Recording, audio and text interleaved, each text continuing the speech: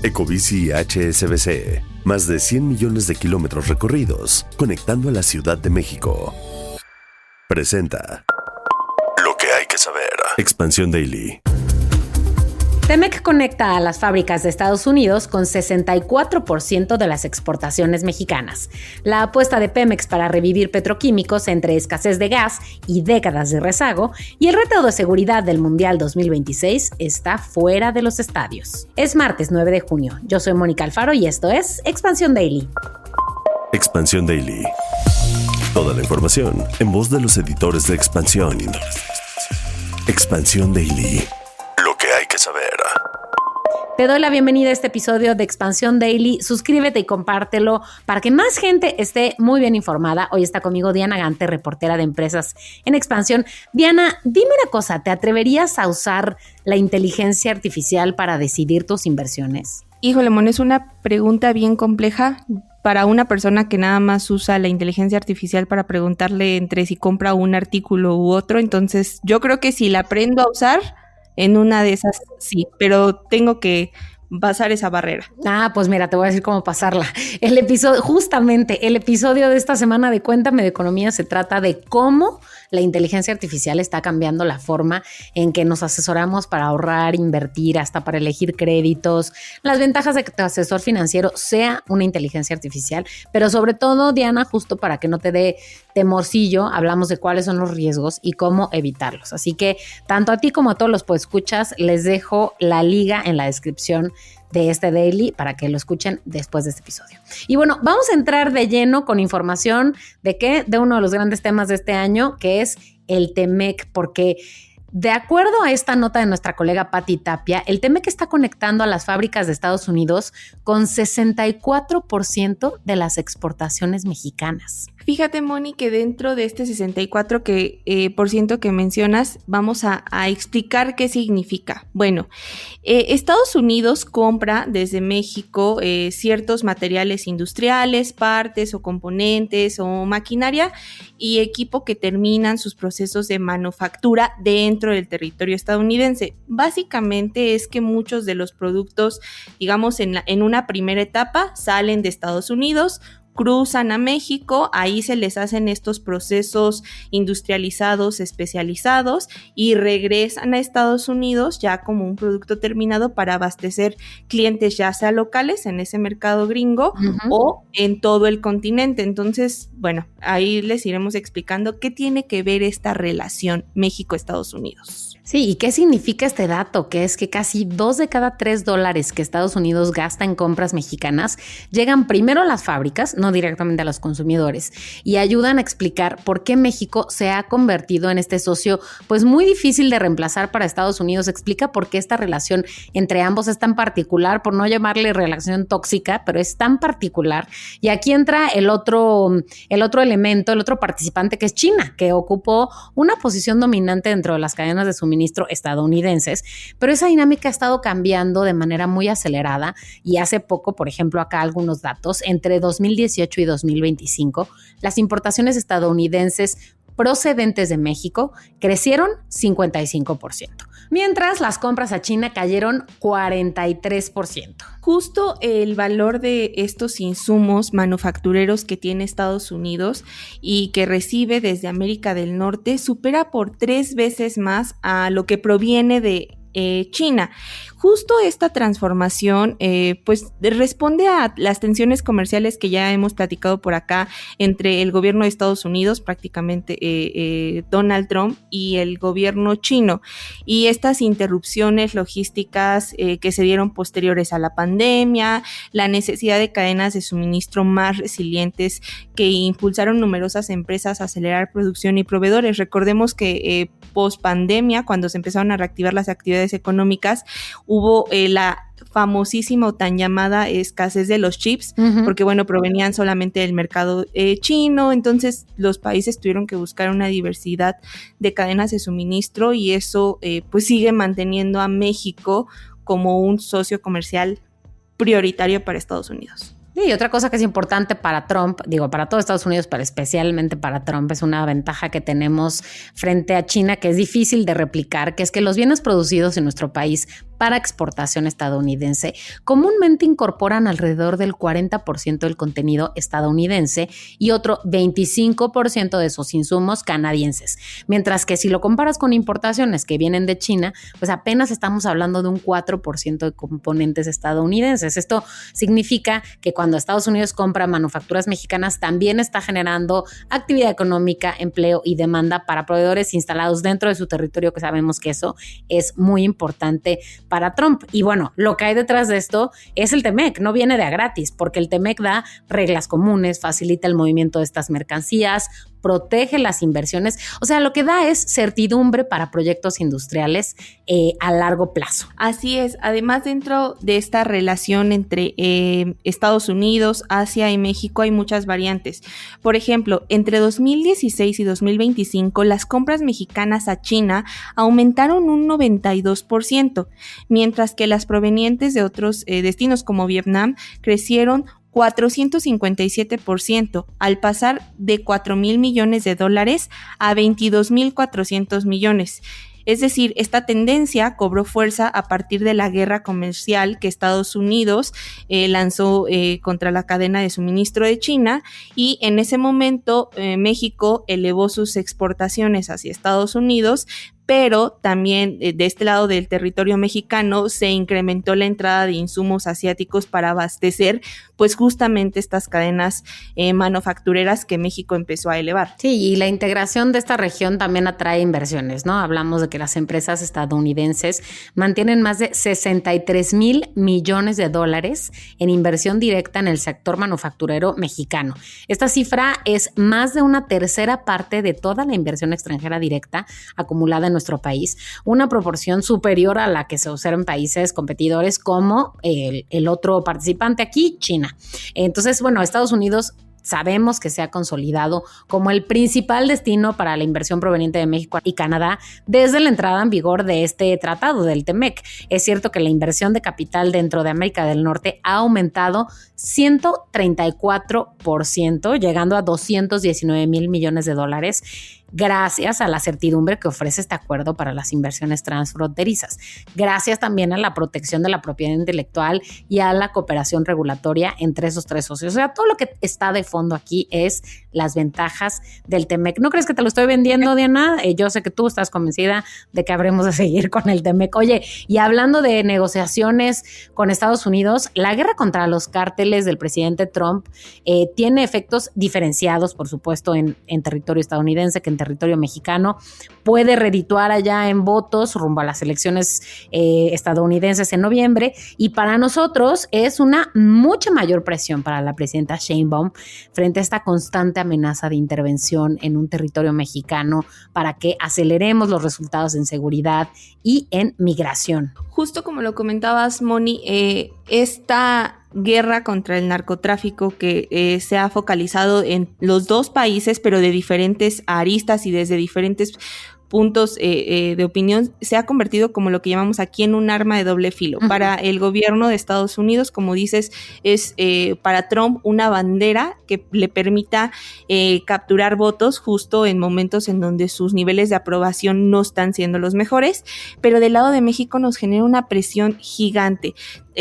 Básicamente, los especialistas coinciden que Trump está en un momento de debilidad política por sus bajos niveles de popularidad, ya que cerró el mes de mayo con el 38% de aceptación, la más baja desde que arrancó su administración, está en su segunda vuelta.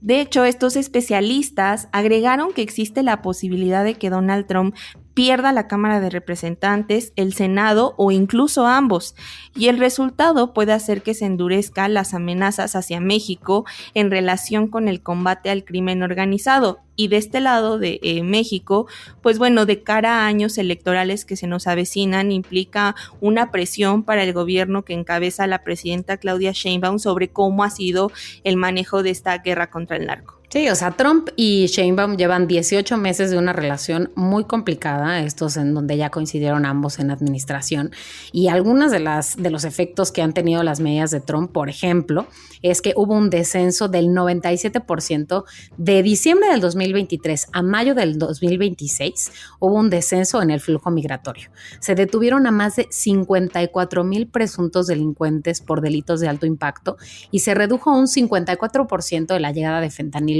a Estados Unidos en el año fiscal 2025, esto comparado pues como siempre con el año anterior, ¿no? Pero a pesar de lo que se ha logrado, ya sabemos que para Trump nunca es suficiente, sigue presionando, esto además se suma al fracaso del conflicto que tiene él con respecto a Irán, que le ha traído o le traerá malas consecuencias electorales para esta temporada que ya decías, y la presión para la presidenta mexicana pues no está propiamente en dar más resultados de detenciones como tal, sino con la nueva prioridad de Trump, que son los políticos y las autoridades que están vinculadas al crimen, y por eso ha estado señalando gente. Diana, pero pasemos a tu frente favorito, que es Pemex y su apuesta de 93,000 millones de pesos para revivir petroquímicos. Esto en un escenario de escasez de gas y de un rezago de décadas.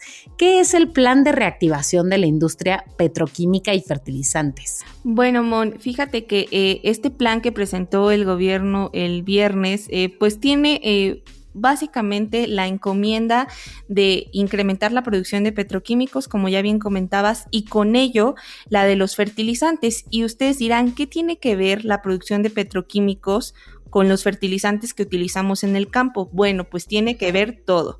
Y es decir, parte de los insumos o de las materias primas básicas para la producción de fertilizantes, que tal vez no muchos estén relacionados, pero bueno, elementos como la urea, o el amoníaco son insumos que derivan de petroquímicos y que se utilizan para la producción de estos fertilizantes que a su vez utilizamos en el campo mexicano. Entonces, esa es la correlación entre que la estrategia impulse los petroquímicos y los fertilizantes.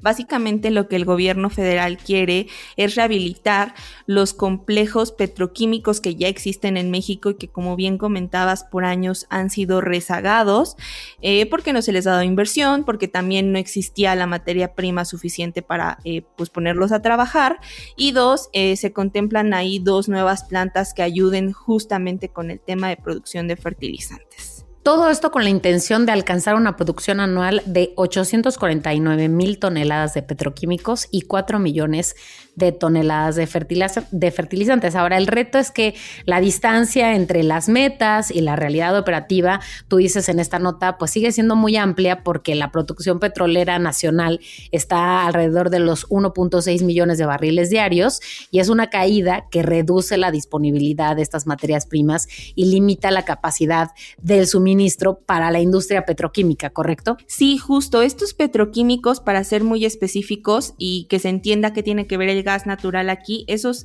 petroquímicos derivan de básicamente el gas natural y algunos hidrocarburos líquidos que permiten hacer, digamos, que esa transformación de la materia que es el gas en estos otros componentes que se vuelven materias primas. El detalle es que ya lo hemos platicado por acá también, México es un país con un nivel de producción de gas muy bajo. Recordémosle a quienes nos escuchan que alrededor del 70% del gas natural que México consume lo tenemos que traer de Estados Unidos, porque la producción de Pemex es incipiente. Entonces, si pensamos que no producimos el suficiente gas natural para cubrir nuestra demanda, ahora que ese gas natural o esos hidrocarburos se dediquen a la producción de petroquímicos, bueno, pues implicaría una mayor demanda de gas natural, del cual hoy no tenemos. Correcto, y bueno, para ponerles algunos datos más comparativos, como siempre, que creemos que eso es lo que ilustra más, entre enero y abril de este año, Pemex produjo poco más de 198,000 toneladas de petroquímicos. Esto está bastante por debajo de las 220,000 toneladas que se registraron en el mismo periodo del año anterior. O sea, el gobierno está pretendiendo acercarse a una producción cercana a 900,000 toneladas anuales, partiendo de unos niveles que todavía tienen mucho deterioro pues operativo, ¿no? Y estaba lo que decías hace rato, pues las rehabilitaciones que requieren estas plantas, el mantenimiento especializado, la modernización tecnológica después de todo este rezago que decíamos del deterioro operativo. O sea, se ve complicada, por no decir que imposible, llegar a este objetivo que están planteando, ¿no? Y esto además porque existe una cadena de condiciones que también debiera funcionar sin interrupciones. Estamos hablando de infraestructura de transporte, de almacenamiento, de ductos operativos, de electricidad confiable, mantenimiento continuo de estos complejos, una capacidad real de ejecución tanto del Estado como de las empresas que participan, lo cual se ve complicado.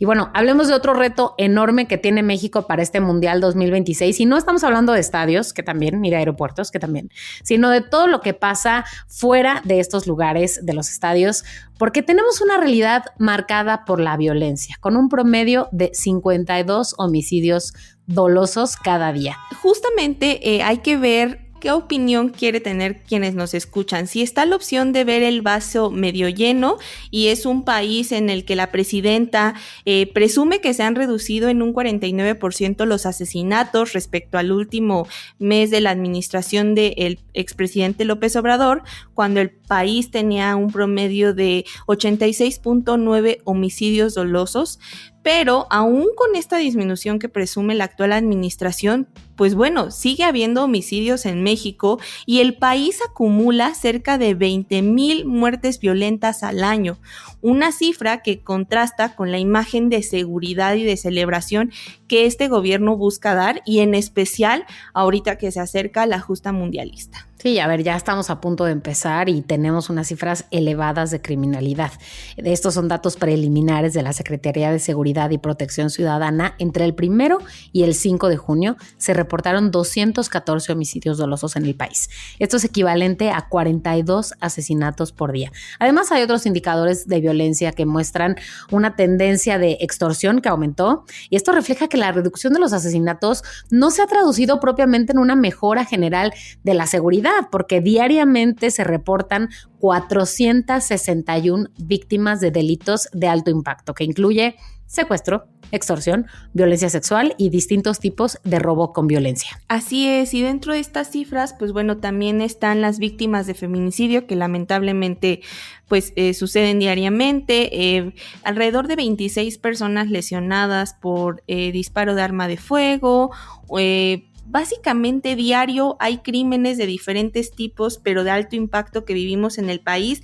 Y bueno, Moni, aprovechando, como justo ya bien lo mencionabas, que estamos a unos días de que arranque el Mundial en la capital del país, pues bueno, también estamos del otro lado donde está temas de seguridad que a lo mejor no son delitos de alto impacto, pero sí vemos la insatisfacción de diferentes grupos sociales y las múltiples protestas que hemos vivido en las últimas semanas. Múltiples, porque el 11 de junio, el día de la inauguración del Mundial, se están organizando una mega marcha, una manifestación organizada por las Madres Buscadoras, por estudiantes, profesores, transportistas, comerciantes y campesinos que planean paralizar la ciudad. A ver, sabemos que todo puede cambiar, pero lo que sabemos hasta ahora es que los colectivos de Madres Buscadoras van a salir del Estadio Olímpico de CEU, integrantes de la CENTE van a salir del Centro Histórico y de San Jerónimo, pensionados de Pemex y la CFE van a salir del Hospital Picacho, transportistas de la Avenida Vaqueritos, campesinos de División del Norte y trabajadores de la salud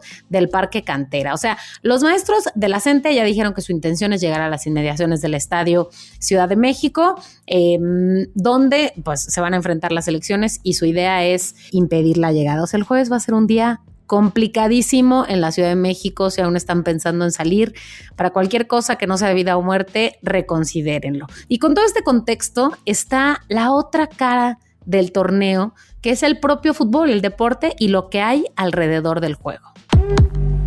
Aunque a veces parezca, no todo está perdido. Expansión Daily. Y Diana, como en Expansión tenemos contacto con los líderes empresariales del país, hablamos con ellos para hacer una quiniela mundialista y conocer sus pronósticos, no solo de cómo le va a ir a nuestra selección, sino al resto del mundo. Así es, justamente esta encuesta que estuvo dirigido a altos puestos directivos busca conocer cuál es su pronóstico y bueno, lo que podemos ver es que para México las estimaciones no son las mejores. Alrededor del 65% de estos altos directivos considera que la selección mexicana no va a realizar un buen papel en esta justa mundialista. Tal vez pasemos del quinto partido, pero no mucho más allá. Bueno, y que pasemos del quinto partido es un decir porque se considera el sexto por la cantidad de juegos que va a haber en este evento, aunque el optimismo no decae y entre algunos hubo quien dijo que México llegaría a la final. Entre todos estos encuestados, que estamos hablando de gerentes, fundadores, presidentes, socios, C-suite, por supuesto, algunos dijeron que España es el que se posiciona como la favorita entre ellos para ganar el Mundial con 40%. Después está Francia con 28%, Argentina, Portugal y Brasil pues ya con menos porcentaje. Y bueno, los jugadores para ser el máximo goleador del torneo, el que quedó con mayores posibilidades es Mbappé y después de él Yamal, Messi, Cristiano Ronaldo y Vinicius Jr. Justo, la mayor parte de estos líderes que participaron en esta encuesta que realizamos por acá consideran que México hará un buen papel en su tercer mundial como anfitrión. El 38% considera que el país cumplirá al menos con el mínimo indispensable. El 34% considera que se lucirá México como uno de los países anfitriones. Recordemos que al menos entre Estados Unidos y Canadá, pues México sí tiene las de ganar en cuanto a temas de fiesta. Y bueno, el 23% prevé que habrá una organización aceptable. Solamente el 4% considera que la organización de este mundial en México sí quedará de ver. Bueno, ya saben que pueden ver los resultados de esta quiniela en la revista impresa de este mes, también lo pueden ver en la revista digital en expansión.mx y les dejamos la liga directa en la descripción de este episodio, pero no podemos irnos sin preguntarles a ustedes, los podescuchas del Daily, ¿cuál es su apuesta para la cancha? ¿Qué papel creen que hará México? ¿Quién creen que va a ganar la Copa? Pero sobre todo también díganos, no solo esta semana con la información que les hemos estado dando, sino durante semanas. ¿Qué papel creen que va a hacer México como anfitrión de este país? Nos interesa saber qué piensan. Sabemos que hay quienes están hartos del Mundial y todavía no empieza, como Marco Antonio Méndez, que nos ha escrito aquí en Spotify. Marco, no hay fecha que no llegue, ni plazo que no se cumpla, y para que termine el Mundial, mira, primero tiene que empezar. Y eso ya va a ser el jueves. Diana, gracias por estar hoy en el Expansión Daily. Muchas gracias, Moni. Buen día para todos y nos escuchamos pronto por acá. Y ya saben que toda la información sobre estos y otros temas están disponibles en expansión.mx y leemos sus comentarios en las redes sociales de Expansión, todas @expansiónmx. Nos escuchamos mañana. Expansión Daily. Lo que hay que saber de lunes a viernes a las 6 de la mañana. Expansión Daily, un podcast de Expansión. Este episodio llega a ti gracias a rss.com, el podcasting hecho simple. Ecobici HSBC, más de 100 millones de kilómetros recorridos, conectando a la Ciudad de México. Presentó.